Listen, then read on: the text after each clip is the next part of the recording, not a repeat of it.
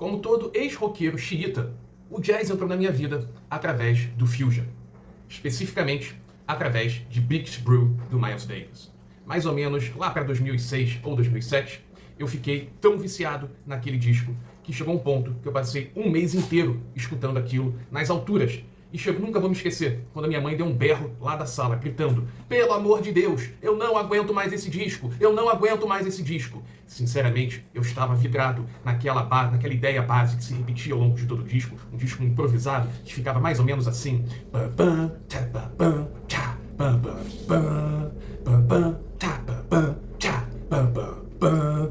Enfim, tirando essa minha tragédia musical, assim começou a minha relação com jazz. Mas fica uma pergunta: será mesmo que Miles Davis foi o criador do jazz fusion?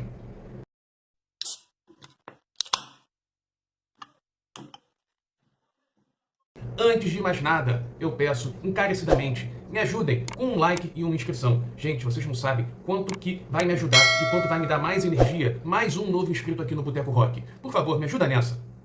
Remexendo aqui no meu arquivo de entrevistas, de vídeos, eu achei um vídeo que eu gravei em 2014 lá no Rio das Ostras Jazz and Blues Festival. Um videozinho muito rapidinho, na verdade não foi nenhuma entrevista, com o Marcus Miller, grande Marcus Miller, baixista, grandíssimo baixista, né, do Jazz Fusion, e ele tocou na reta final, né, na banda do Miles Davis. E quando ele esperava a van para levá-lo ao palco de Costa Azul, eu toquei rapidinho uma ideia com ele, né? E comecei a falar: pô, você tocou com o Miles Davis, né? Miles Davis, um gênio, porque o Miles Davis foi o criador do Jazz Fusion, né? E aí, vocês vão ver que o vídeo vai começar na resposta dele. E não foi bem assim o que eu esperava. Confiram aí. Well, yeah, it was the late 60s, like 1969, 1970, and it was really Tony Williams who was Miles' drummer at the time, and Tony decided to put together a group that had jazz and rock at the same time. It's called Lifetime. And Miles heard Tony's music and got very excited and decided that he wanted to do his own version of that. It was an attempt to reconnect jazz to the mass audience, you know, because jazz had gone in a different direction for the last 20 years. It started off as very popular music in the 20s and 30s, and then bebop took it into a different direction, and by 1960s you had jazz on one side and popular music on the other side, and I think some of the jazz musicians didn't feel comfortable with that big a division between the populace and the artists, so they decided to try to incorporate some contemporary rhythms and some contemporary sounds into their jazz. So it was very powerful, very important, you know, and that was when I got exposed to music in that era, in the early 70s. So very important to me, very important to a lot of musicians my age, the idea of putting different styles together. And I think your style has more a little bit funky, right? Yeah, well, in the 70s, everybody was interested in mixing styles, and everybody decided which styles they wanted to mix. Some people mixed rock with jazz, other people, like Herbie Hancock, mixed funk with jazz. And that was really what excited me, was the funky rhythms from that era alone. Eu, sinceramente, não conhecia a banda, né, The Tony Williams Lifetime, e eu corri atrás.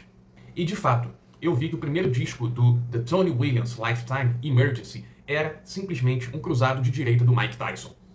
O disco contava com Larry Young no órgão e com o genial John McLaughlin na guitarra, ou seja, estava começando ali uma estrutura mais roqueira dentro do jazz. E o disco foi gravado em maio de 69 e lançado em setembro do mesmo ano, ou seja, em setembro de 69.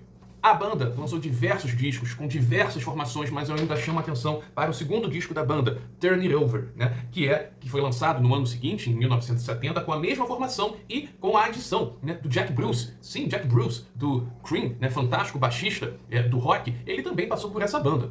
Agora, voltando ao Miles Davis. O bom disco Fear de Kilimanjaro, ele é considerado uma transição daquele Miles Davis, né, de um bop jazz, um jazz bop pesado, mais acelerado, para um Miles Davis da fase elétrica. você tinha ali dois integrantes no disco que eram da fase mais clássica do Miles, o Wayne Shorter, né, no sax, e o Ron Carter no contrabaixo acústico. Mas você já vai ter ali 3 músicos que vão ficar notoriamente conhecidos na fase mais elétrica do Miles Davis. Eu estou falando aqui de Herbie Hancock, que participou de 3 faixas do disco. Eu estou falando de Dave Holland, o contrabaixista, que participou de 2 faixas. E nas mesmas faixas que participou o Dave Holland, participou também o Chick Corea, fantástico pianista, né, organista.